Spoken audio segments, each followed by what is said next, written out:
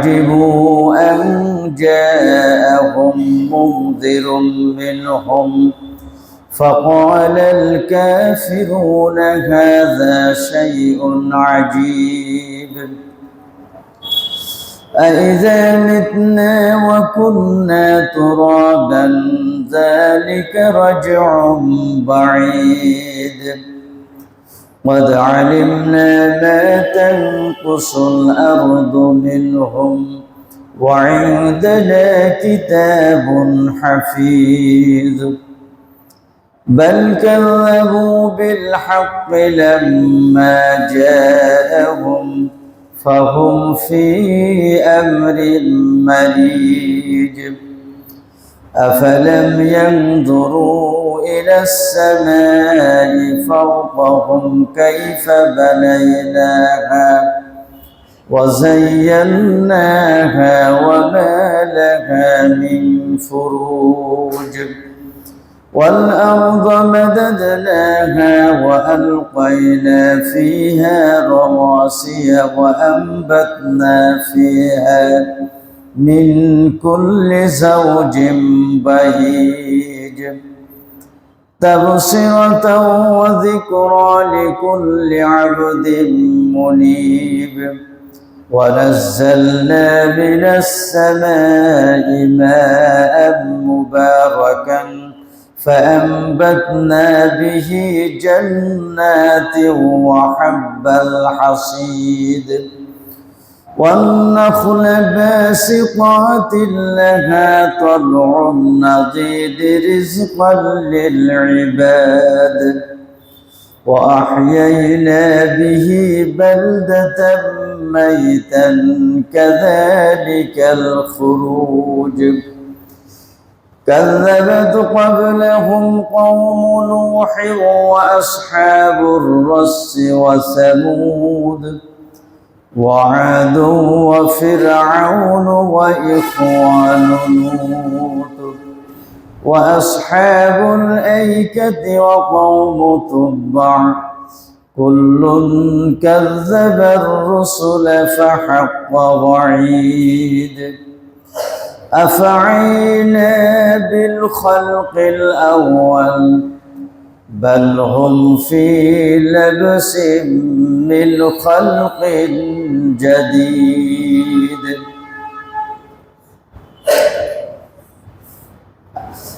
أما بعد فقد قال الله تعالى في كلامه المجيد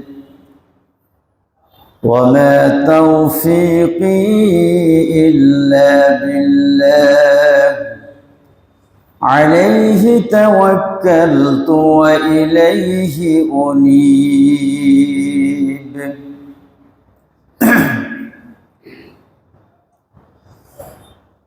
সমস্ত প্রশংসা আল্লাহ সুবহানাহু ওয়া তাআলার জন্য দরুদ ও সালাম বর্ষিত হোক প্রিয় নবী মুহাম্মদুর রাসূলুল্লাহ সাল্লাল্লাহু আলাইহি ওয়াসাল্লাম আল্লাহ সুবহানাহু ওয়া তাআলা বলেন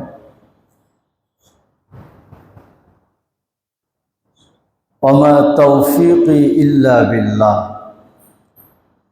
আমার কোনো তৌফিক বা ক্ষমতা নাই আল্লাহ পাকের ক্ষমতা ব্যতীত আলাইহি তাওয়াক্কালতু আমি তার উপরেই ভরসা করেছি ওয়া ইলাইহি উনীব এবং তার দিকেই পরিণত হব সূরাতুল হুদ ৮৮ নম্বর আয়াত সূরা হুদ আলাইহিস সালাম যখন তার কওমের দ্বারা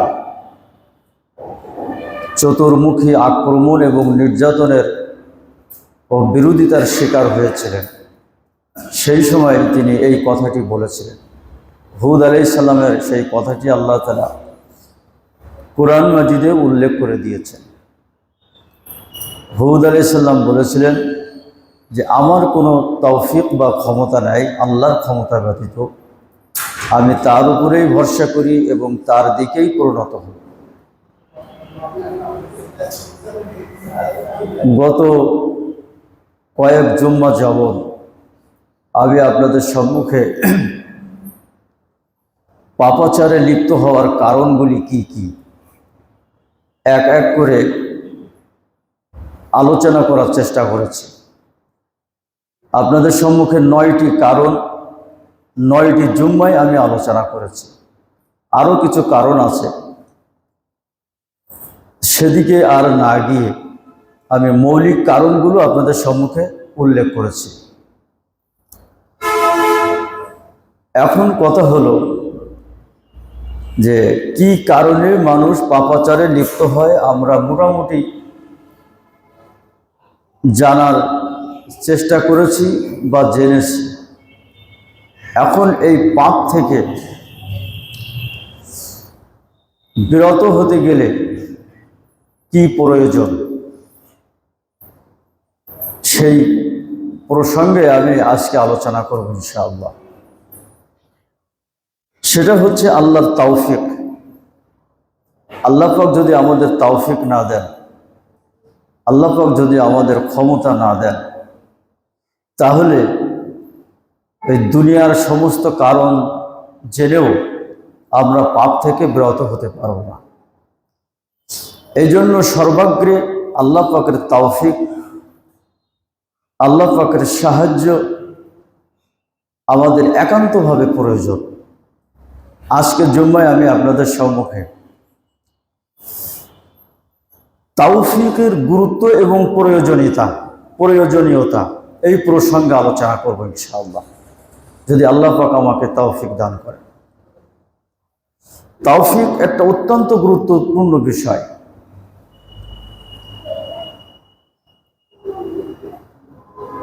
তৌফিক যাবতীয় কল্যাণের মূল উৎস। যাবতীয় কল্যাণের উৎস হচ্ছে তৌফিক। দুনিয়া এবং আখিরাতে সফল হওয়ার জন্য তৌফিক হলো একান্ত চালিকা শক্তি।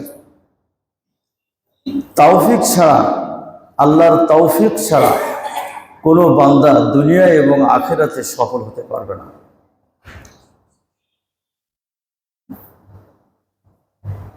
তৌফিক ব্যতীত কোনো বান্দা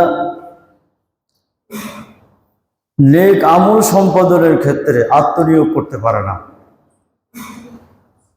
আল্লাহ পাক যে সমস্ত আমলগুলো পছন্দ করেন, যে সমস্ত কর্মগুলো পছন্দ করেন, যে আমলগুলো করলে দুনিয়া এবং আখিরাতে সফল হওয়া যায়, এই আমলগুলো করার ক্ষেত্রে আত্মনিয়োগ করার জন্য, আমলগুলো করতে আত্মনিয়োগ করার জন্য আল্লাহ পাকের তৌফিক একান্ত প্রয়োজন। তৌফিক ব্যতীত কোনো বান্দা আল্লাহর সন্তুষ্টিমূলক কাজে সক্ষমতা অর্জন করতে পারে না, হেদায়েত বা ঈমানের পথে অবিচল থাকতে পারে না। আল্লাহ পাক যাকে তৌফিক বঞ্চিত করেছেন, সে দুনিয়াতে যেমন ক্ষতিগ্রস্ত হবে, আখিরাতে তেমন কঠিন শাস্তির সম্মুখীন হবে। এজন্য সর্বাগ্রে তৌফিক একান্ত প্রয়োজন। আল্লাহর তৌফিক, আল্লাহর সাহায্য একান্ত প্রয়োজন, এবং এই তৌফিক অর্জনের জন্য প্রত্যেক বান্দার প্রচেষ্টা অব্যাহত রাখা একান্ত জরুরি। তো আসুন আমরা আগে তৌফিকের পরিচয়টা জেনে নেই। তৌফিক এটা আরবি শব্দ, কোরআন মাজিদেই এই শব্দটা এসেছে। যে আয়াতটি আপনাদের সম্মুখে তেলাওয়াত করেছি সূরা হুদের 88 নম্বর আয়াত। এই তৌফিক এটা আরবি শব্দ, যার আবিধানিক অর্থ হচ্ছে আল ইলহামু লিল খায়র, কল্যাণমূলক কাজের জন্য ইলাহি অনুপ্রেরণা। কল্যাণের জন্য ইলাহি অনুপ্রেরণা এর আবিধানিক অর্থ।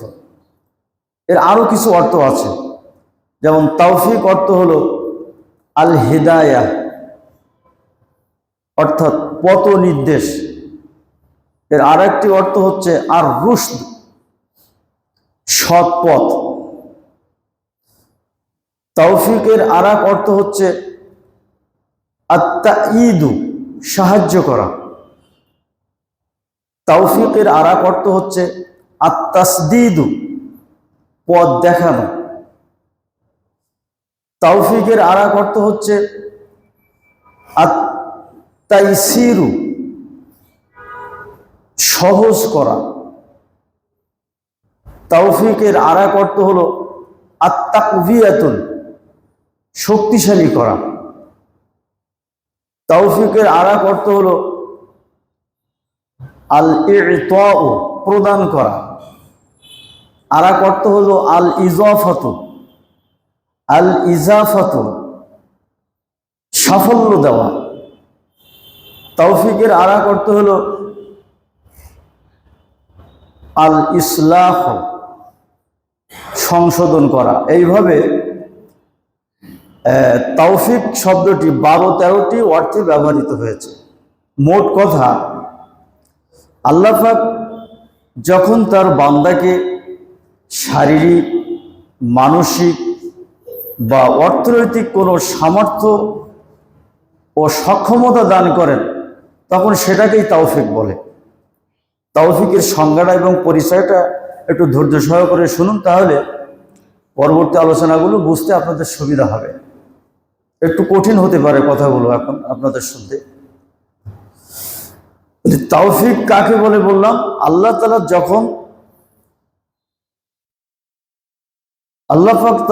যখন তার বান্দাকে শারীরিক, মানসিক বা অর্থনৈতিকভাবে কোনো সামর্থ্য ও সক্ষমতা দান করেন, তখন সেটাকেই তৌফিক বলা হয়। এর পারিভাষিক সংজ্ঞায় বলা হচ্ছে আত-তাওফীকু জাআলাল্লাহু লিল আবদি সাদ্দা তারিকিশ শাররি ওয়া তাসহীলি তারিকিল খায়র। তৌফিকের পারিভাষিক সংজ্ঞায় বলা হচ্ছে যে আল্লাহর পক্ষ থেকে তৌফিক লাভের অর্থ হলো বান্দার জন্য মন্দ পথ বন্ধ করা, ওয়া তাসহীলি তারিকিল খায়র, এবং কল্যাণের পথ সুগম করে দেওয়া। আপনারা কথা বুঝতে পারছেন তো? একটু খেয়াল করে শুনুন। তৌফিকের পারিভাষিক অর্থে বলা হচ্ছে যে আল্লাহর পক্ষ থেকে তৌফিক হলো বান্দার জন্য মন্দ পথ বন্ধ করে দেওয়া। বান্দার জন্য মন্দ পথ, যেটা গুনাহের পথ, খারাপ পথ, সেটা বন্ধ করা এবং কল্যাণের পথ সুগম করে দেওয়া।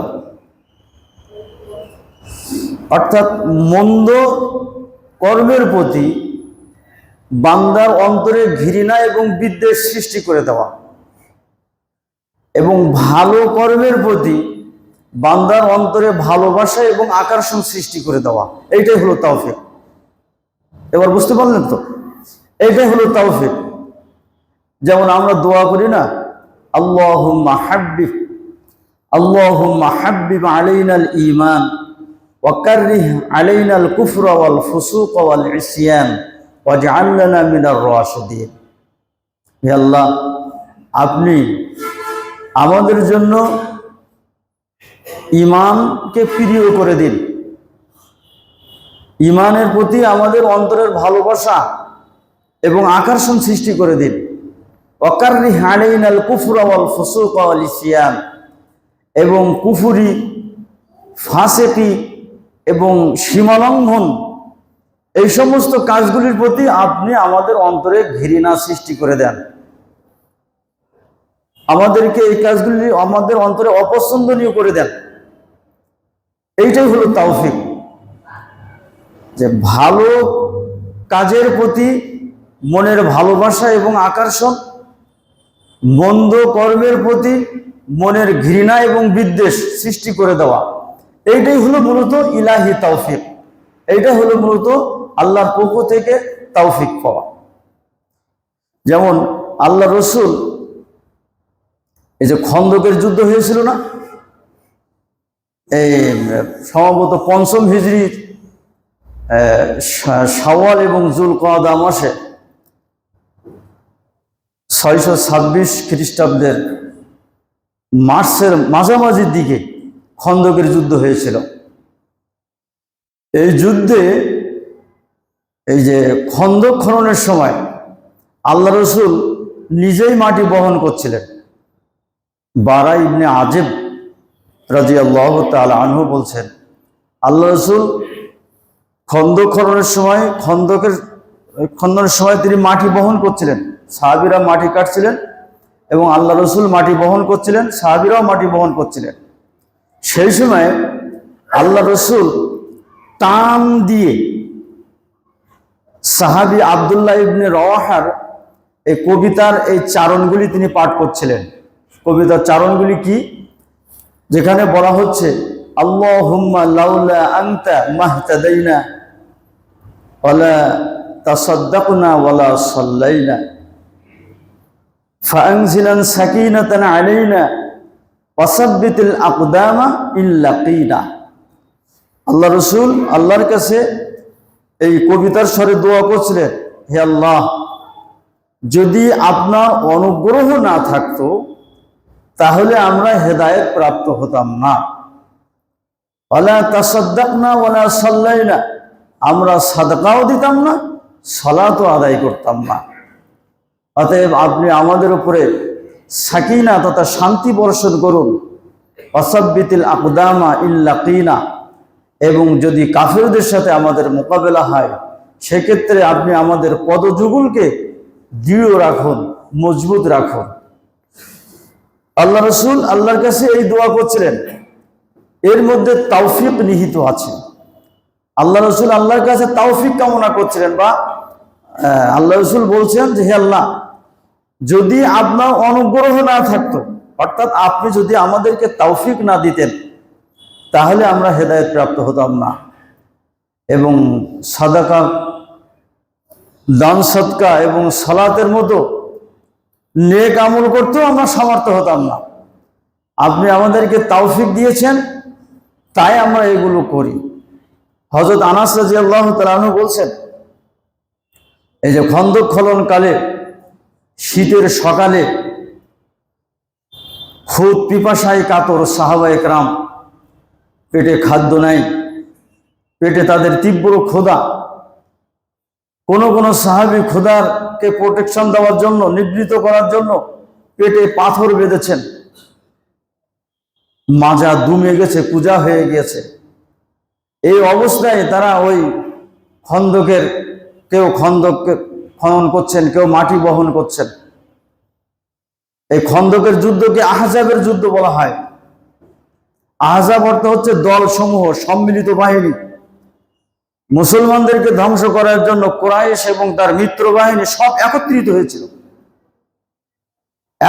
হয়েছিল বলে এটাকে সম্মিলিত বা আহজাবের যুদ্ধ বলা হয়। 10,000 সুশিক্ষিত নিয়মিত বাহিনী নিয়ে কুরাইশরা গোটা মদিনাকে অ্যাটাক করে ফেলেছিল। 10,000 শত্রু বাহিনী ছিল, যা মদিনা আবাল বৃদ্ধ বনিতা সকলের মিলিত সংখ্যার চেয়েও বেশি। তারা যে 10,000 সৈন্য নিয়ে এসে, মদিনার জনসংখ্যা অত ছিল না। মুসলমানদের সংখ্যা ছিল মাত্র 3,000। মদিনাকে সুরক্ষিত রাখার জন্য আল্লাহ রসুল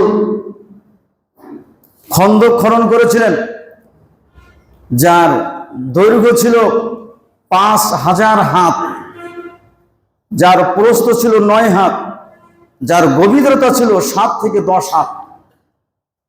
আল্লাহ রসুল বললেন, প্রতি 10 জনে 40 হাত করে খন্দক খনন করবে। সাহাবায়ে কেরাম জান্নাত পাওয়ার আশায়, পেটে খাদ্য নেই, খুব পিপাসায় কাতর, এই অবস্থায় তারা, এখন তো আমরা মাটি কাটি, সেটা তো মাটি না, বালি আর পাথর মিশ্রিত, সেই খন্দক খনন করছিলেন খুব পিপাসা নিয়ে। আল্লাহ রসুল ওই সকালে সাহাবা একরাম খন্দখন যেখানে করছিলেন সেখানে গিয়ে দেখলেন সাহাবীদের ওই যে মলিন চেহারা, পেটে খাদ্য নাই, দুর্বল হয়ে গিয়েছে। এইটা দেখে তিনি কবিতার স্বরে আল্লাহর কাছে প্রার্থনা করেছিলেন, আল্লাহুম্মা লা ঈশা ইল্লা ঈশুল আখিরাহ ফাগফিরিল আনসার ওয়াল মুহাজিরা। হে আল্লাহ, নাই কোনো আরাম আখিরাতের আরাম ছাড়া, অতএব তুমি আনসার এবং মুহাজিরদেরকে ক্ষমা করে দাও।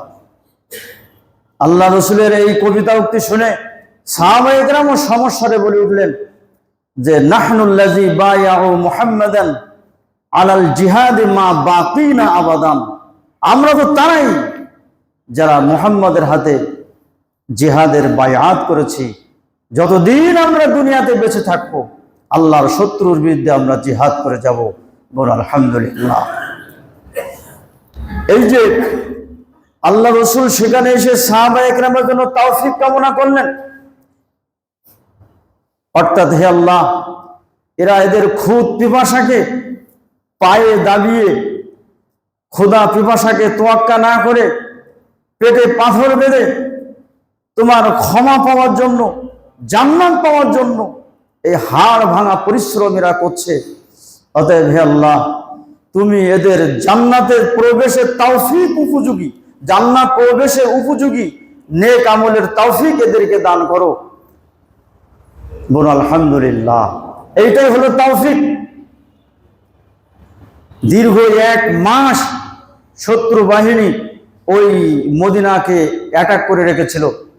সাহাবায়ে কেরাম যুদ্ধ করতে করতে, পাহারা দিতে দিতে তারা ক্লান্ত, শ্রান্ত, ক্ষুধার্ত, তারা এক পর্যায়ে অপারগ হয়ে যাওয়ার উপক্রম হয়েছিল। তখন আল্লাহ রসুল আল্লাহর কাছে দোয়া করেছিলেন, আল্লাহুম্মা আওরাতিনা, হে আল্লাহ তুমি আমাদের কষ্ট দূর করে দাও, হে আল্লাহ তুমি আমাদের ভীতি দূর করে দাও। আল্লাহুম্মা মুনজিলাল কিতাব, আল্লাহুম্মা মুনজিলাল কিতাব সারিউল হিসাব ইহজিমিল আহজাব, আল্লাহুম্মা হজিমহুম ওয়াজলজিলহুম। হে আল্লাহ, হে কিতাব নাজিলকারী, হে দ্রুত হিসাব গ্রহণকারী, তুমি সম্মিলিত বাহিনীকে পরাভূত করো, তুমি এদেরকে পরাভূত করো এবং এদের কি করো, তুমি এদের শক্তিকে দুর্বল করে দাও, এদেরকে কাঁপিয়ে দাও। আল্লাহ রসুল দোয়া করলেন, বিশাল ঝড় ঝামসা শুরু হয়ে গেল, কাফের বাহিনী ছত্রভঙ্গ হয়ে গেল। তো যাই হোক, এই যে আহজাবের যুদ্ধ, সম্মিলিত বাহিনীকে মোকাবেলা করা একমাত্র আল্লাহর তৌফিক ছাড়া কখনোই সম্ভবপর হতো না। যে তৌফিক আল্লাহ পাক আল্লাহর কাছে কামনা করেছিলেন, হে আল্লাহ আপনি আমাদেরকে তৌফিক দিয়েছেন, তাই আমরা হেদায়েত পেয়েছি, আমরা সাদাকা করি, আমরা সালাত আদায় করি।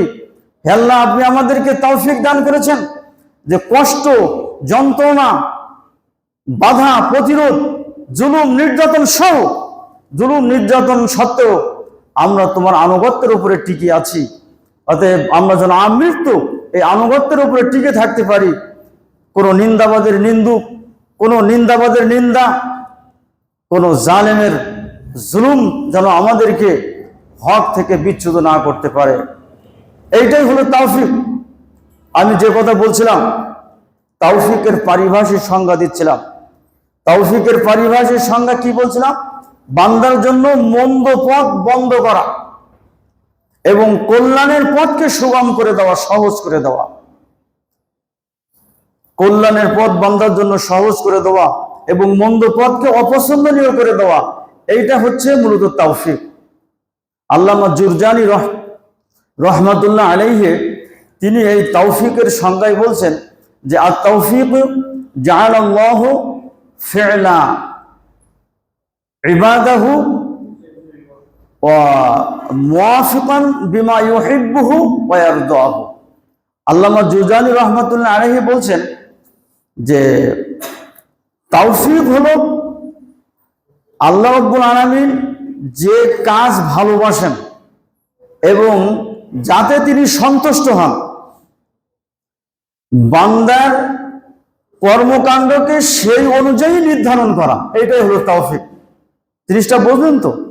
যে যাতে আল্লাহ, যে কাজে আল্লাহ তাআলা খুশি হন এবং যা আল্লাহ তাআলা ভালোবাসেন বান্দার কাজকে সেই অনুযায়ী নির্ধারণ করা, অর্থাৎ বান্দার প্রতিটি কাজ আল্লাহর আনুগত্যের অধীনে হওয়া বা আনুগত্যমূলক হওয়া, এটাই হলো মূলত তাওফিক। আহমদ মুখতার ওমর রাহিমাহুল্লাহ তিনি বলছেন যে জাআলাল্লাহু তাআলা কওলাল আবদি ওয়া ফি'লাহু মুওয়াফিকাইনি লিআমরিহি ওয়া নাহাইহি। আল্লাহ তাআলা কোনো বান্দাকে তাওফিক দান করেছেন, এর অর্থ হলো ওই বান্দার কর্মকাণ্ডকে আল্লাহ তাআলা তার আদেশ নিষেধের সাথে সামঞ্জস্যপূর্ণ করেছেন। আমার প্রতিটি কাজ হবে আল্লাহর আদেশ নিষেধের সাথে সামঞ্জস্যপূর্ণ। আল্লাহ তাআলা যে কাজের অনুমোদন দিয়েছেন সেই কাজ সম্পাদিত হবে, যেটা থেকে নিষেধ করেছেন সেটা থেকে বিরত থাকতে হবে। এটাই হলো মূলত তাওফিক। এর সঙ্গে আরো অনেক আছে, সেদিকে গেলে আমাদের আলোচনার ইতি টানতে কষ্ট হবে। তো যে কথা বলছিলাম, মোট কথা হলো তাওফিক হলো এক প্রকার গায়েবী সাহায্য। তাওফিক হলো এক প্রকার গায়েবী সাহায্য যা আল্লাহ তাআলা নাজিল করেন বান্দার অবস্থা ভেদে। কখনো তার চিন্তা চেতনায়, কখনো তার মন মানসিকতা এবং অনুভূতিতে, কখনো তার কর্মকাণ্ড এবং শারীরিক সক্ষমতায়, কখনো তার পরিবার পরিজন এবং সামাজিকতায় আল্লাহ তাআলা এই তাওফিক নাজিল করেন। যাদেরকে আল্লাহ তাআলা তাওফিক দান করেন এদেরকে মুওয়াফফাক বা তাওফিক প্রাপ্ত বান্দা বলা হয়। একটি আসার আছে যেখানে বলা হচ্ছে যে লা ইয়াতাওয়াফফিকু আবদুন হাত্তা ইউওয়াফফিকাহুল্লাহ। আল্লাহ তাআলা যতক্ষণ পর্যন্ত বান্দাকে তাওফিক দান না করেন ততক্ষণ পর্যন্ত বান্দা তাওফিক প্রাপ্ত হতে পারে না। তাওফিকের উৎস হলো আল্লাহ রাব্বুল আলামিন। এই তাওফিকের বিপরীত শব্দ হলো আল খিজলান। তাওফিকের বিপরীত শব্দ হলো আল খিজলান। শব্দটা মনে রাখেন। খিজলান অর্থ হচ্ছে পরিত্যাগ করা।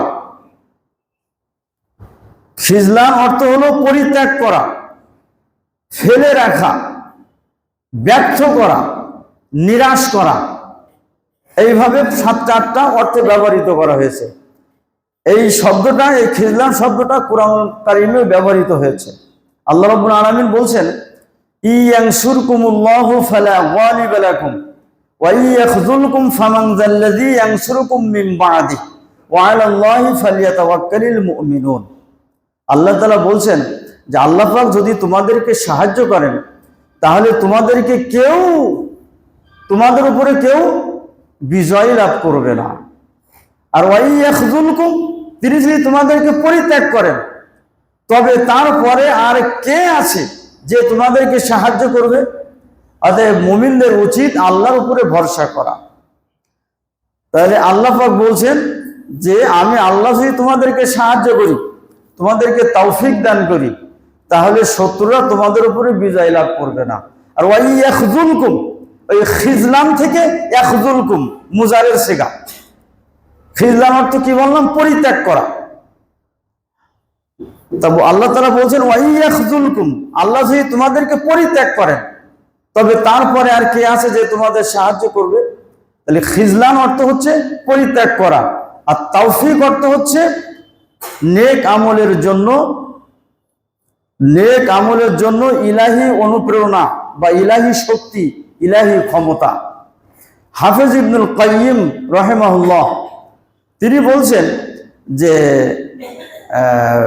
কুল্লু খায়রিন ফাসলুহু বিতাওফিকিল্লাহি, কুল্লু খায়রিন ফাসলুহু বিতাওফিকিল্লাহি লিল আবদি ওয়া কুল্লু শাররিন ফাসলুহু খাযলানুহু লিআবদিহি। হাফেজ ইবনুল কাইয়িম রাহিমাহুল্লাহ তিনি বলছেন যে বান্দার জন্য আল্লাহর তাওফিকই হচ্ছে সকল কল্যাণের উৎস। বান্দার জন্য আল্লাহর তাওফিকই হচ্ছে সকল কল্যাণের মূল উৎস। আর বান্দাকে ওয়ান্নাল ওয়াকুল্লু শাররিন খাযলানুহু লিআবদিহি, আর বান্দার জন্য, আর বান্দাকে পরিত্যাগ করাই হচ্ছে তার যাবতীয় অকল্যাণের মূল কারণ। এই তাওফিক হচ্ছে বান্দাকে সার্বক্ষণিক সাহায্য করা, আর খাযলান আর পরিত্যাগ করা অর্থ হচ্ছে বান্দার জন্য যত অকল্যাণ দুনিয়ায় আছে সব তার উপরে আপতিত হওয়া। হাফেজ ইবনুল কাইয়্যুম রাহিমাহুল্লাহ তিনি অন্যত্র বলছেন যে ওয়ান্না তাওফিক হুয়া আল্লা ইয়াকিলাকা আল্লাহু ইলা নাফসিকা ওয়ান্নাল খাযলানা হুয়া আইয়ুখাল্লিয়া বাইনাকা ওয়া বাইনা নাফসি। তিনি বলছেন যে তাওফিক হচ্ছে যে আল্লাহ রাব্বুল আলামিন আপনাকে আপনার নিজের উপরে সুপার্দ করবেন না, তিনি অবশ্যই আপনাকে সাহায্য করবেন। আর ওয়ান্নাল খিজলান, আর ব্যর্থতা হলো এই যে আল্লাহ তাআলা আপনাকে আপনার নিজের উপরেই সুপার্দ করবেন, তিনি আপনাকে কোনো সাহায্য করবেন না। এই তাওফিক আর খাযলান দুটো সম্পূর্ণ বিপরীত। তাওফিক হচ্ছে আল্লাহ তাআলা বান্দাকে নিজের উপরে ছেড়ে দেন না, সবসময় আল্লাহ পাক সাহায্য করেন। আর ব্যর্থতা হচ্ছে আল্লাহ তাআলা বান্দাকে তার নিজের উপরে ছেড়ে দেন, অর্থাৎ তার জিম্মাদারিত্ব, আল্লাহর জিম্মাদারিত্ব এই বান্দার উপর থেকে উঠিয়ে নেন, অতএব আল্লাহ তাআলা ওই বান্দাকে আর সাহায্য করেন না। এটাই হচ্ছে খিজলান বা ব্যর্থতা। যেমন একটি হাদিস আছে, আল্লাহ রসুল আব্দুর রহমান বিন সামরাকে বলছেন যে লা তাসআলিল ইমারা, তুমি কখনোই নেতৃত্ব চেয়ে নেবে না। যদি তুমি নেতৃত্ব চেয়ে নাও, যে কি বলে ফাইন উতিতাহা আন মাসআলাতিন উকিলতা ইলাইহা, যদি চাওয়ার কারণে তোমাকে ওই নেতৃত্ব দেওয়া হয়, ওই ক্ষমতা দেওয়া হয়, তাহলে তোমাকে ওই ক্ষমতার উপরে সুপার্দ করা হবে, অর্থাৎ আল্লাহর জিম্মাদারিত্ব তোমার উপরে আর থাকবে না, আল্লাহ পাক তোমাকে আর সাহায্য করবে না। আর ওয়াইন উতিতাহা আন গায়রি মাসআলাতিন, আর না চাইতে আকাঙ্ক্ষা না করতে যদি তোমার ঘাড়ের উপরে, তোমার মাথার উপরে সেই দায়িত্বের বোঝা চেপে যায়, উইনতা ইলাইহা, তাহলে এজন্য তুমি সাহায্য প্রাপ্ত হবে, আল্লাহ তাআলা তোমাকে সাহায্য করবেন। দেখুন, এইটাই হচ্ছে তাওফিক, যে বান্দা যদি ক্ষমতা চেয়ে নেয় তাহলে সে তাওফিক হারিয়ে ফেলবে, আল্লাহ পাক তাকে তার ওই ক্ষমতার উপরে সুপার্দ করবেন। ফলে সে কি করবে, সে দায়িত্ব পালনে হিমশিম খেয়ে যাবে, সে আল্লাহর হক আদায় করতে ব্যর্থ হবে, বান্দার হক আদায় করতে ব্যর্থ হবে, এবং কিয়ামতের দিন এই চেয়ে নেওয়া দায়িত্ব তাকে তার জাহান্নামে যাওয়ার কারণ হবে। আর যদি সে না চায়, আকাঙ্ক্ষা না করে, তাহলে আল্লাহ পাক তার নিজের উপরে সুপার্দ করবেন না, আল্লাহর পক্ষ থেকে তাকে সাহায্য করা হবে। একটি বর্ণনা আছে যে লোকমান আলাইহিস সালাম, জিবরিল এসে তাকে বলছে আল্লাহ তাআলা আমাকে দুটো জিনিস দিয়ে পাঠিয়েছেন এবং দুইটার একটা আপনাকে গ্রহণ করার ইখতিয়ার দিয়েছেন। দুইটা জিনিস, একটি হচ্ছে হিকমত আর একটা হচ্ছে নবুয়ত, আপনি কোনটা চান?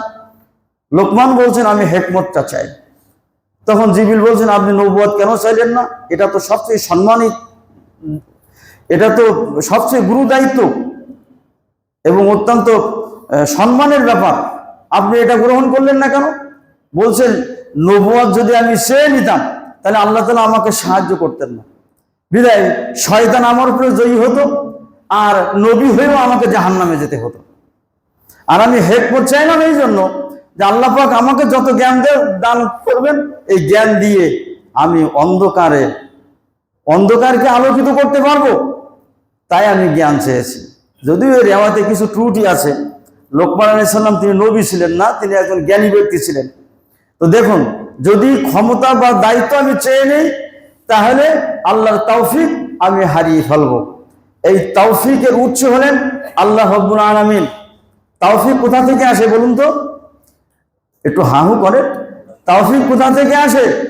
তৌফিক আল্লাহর পক্ষ থেকে আসে, এতে বান্দার কোনো হাত নাই। বান্দার যদি হাত থাকতো তাহলে আল্লাহ রসুলের চাচার নাম ছিল কি? আবু তালেব না? আবু তালেব হেদায়েত হতো। আবু তালেব কি হেদায়েত হয়েছিল? আবু তালেব হেদায়েত হয়নি।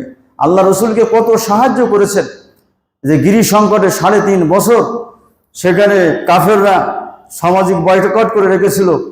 আবু তালেব আল্লাহ রসুলের চাচা আবু তালেব ভাতিজার টানে, ভাতিজার মহব্বতে তিনিও ওই গিরি গুহায় ছিলেন 3.5 বছর, যার কারণে তিনি অসুস্থ হয়ে গিয়েছিলেন। 3.5 বছর পরে যখন সেখান থেকে মুক্ত হয়েছিলেন, কিছুদিনের মধ্যেই তিনি মৃত্যু মুখে পতিত হলেন। তো এই আবু তালেবের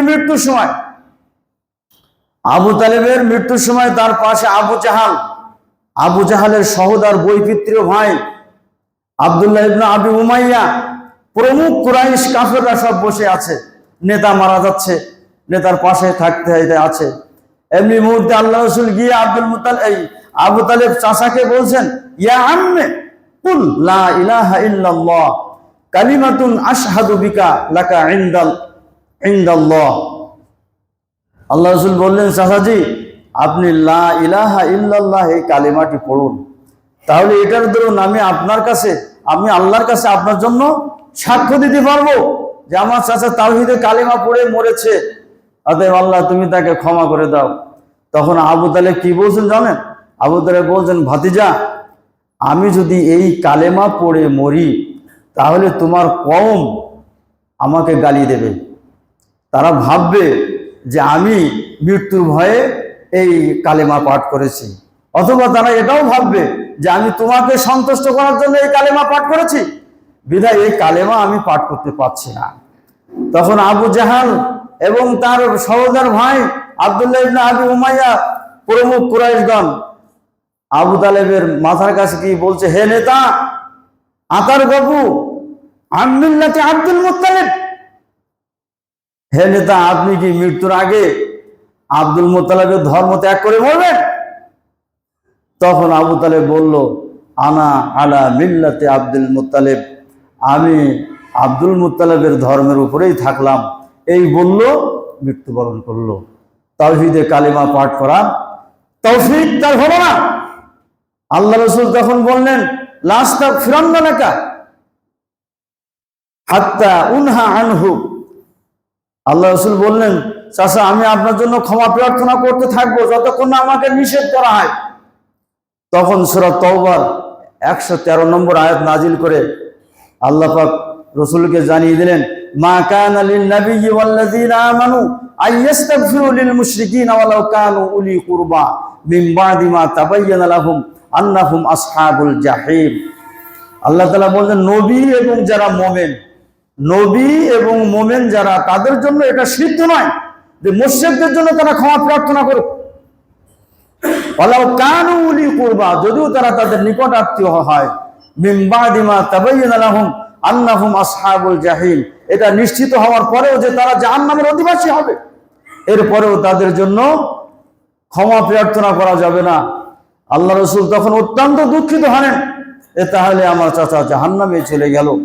তখন আল্লাহ পাক তার রাসূলকে সান্ত্বনা দেওয়ার জন্য সূরা কসাসে 56 নম্বর আয়াত নাযিল করলেন, ইন্নাকা লা তাহদি মান আহবাবতা ওয়ালাকিন্নাল্লাহা ইয়াহদি মান ইয়াশা ওয়া হুয়া আ'লামু বিল মুহতাদিন। হে নবী, তুমি তাকে হেদায়েত দিতে পারবে না যাকে তুমি ভালোবাসো, ওয়ালাকিন্নাল্লাহা ইয়াহদি মান ইয়াশা, বরং আল্লাহ যাকে ইচ্ছা তাকেই হেদায়েত দিতে পারবেন, তাকেই হেদায়েত দেন। ওয়া হুয়া আ'লামু বিল মুহতাদিন, এবং তিনিই ভালো জানেন যে কারা হেদায়েত প্রাপ্ত। অতএব তুমি যাকে ভালোবাসবে তাকে হেদায়েত দিতে পারবে না। আল্লাহ রাসূল তখন কিছুটা শান্ত হলেন যে মুশরিকদের জন্য নবী বা মুমিনদের কোনো দোয়া আল্লাহর কাছে কবুল হবেন না। তাই দেখুন, আবু তালেব আল্লাহ রাসূল মুখের কাছে গিয়ে কালেমা পাঠ করতে বললেন, পাঠ করার তৌফিক আল্লাহ পাক তাকে দিলেন না, সে মুশরিক অবস্থায় মৃত্যুবরণ করলো। আল্লাহ রাসূল একদিন আল্লাহর কাছে দোয়া করছেন, আল্লাহুম্মা আইযাল ইসলামা বি আহাব্বি হাযার রাজুলাইনি আবি জাহাল আও বি ওমর ইবনুল খাত্তাব। আল্লাহ রাসূল দোয়া করছেন যে আল্লাহ, তুমি আবু জাহাল অথবা ওমর ইবনুল খাত্তাব, এই দুইজনের মধ্যে যাকে তুমি অধিক ভালোবাসো তাকে ইসলামের ছায়াতলে এনে তুমি ইসলামকে শক্তিশালী করো। আল্লাহ রাসূল আল্লাহকে দোয়া করলেন। আল্লাহ পাক কাকে ইসলাম গ্রহণ করার তৌফিক দিয়েছিলেন বলুন? ওমরকে না? তাহলে এই সমস্ত আল্লাহর তৌফিক লাগে, আল্লাহর তৌফিক লাগে। আরো অনেক কাহিনী, ওমর শুধু ইসলাম গ্রহণ করেছিলেন, ওমরের কাহিনী তো আপনারা অনেকে জানেন, অন্যদিন বলবো ইনশাআল্লাহ। তো যাই হোক, আলোচনা আরো অনেক সামনে থেকে গেল, আগামী জুম্মা এর পরে থেকে আলোচনা করব। আজকে যে কথাটি বলতে চাচ্ছি যে প্রত্যেক মন্দ কাজ থেকে বিরত থাকার জন্য এবং প্রত্যেক নেক আমল সম্পাদনের জন্য আল্লাহর তৌফিক লাগবে। অতএব সর্বক্ষেত্রে আমাদেরকে আল্লাহর তৌফিক, আল্লাহর সাহায্য কামনা করতে হবে।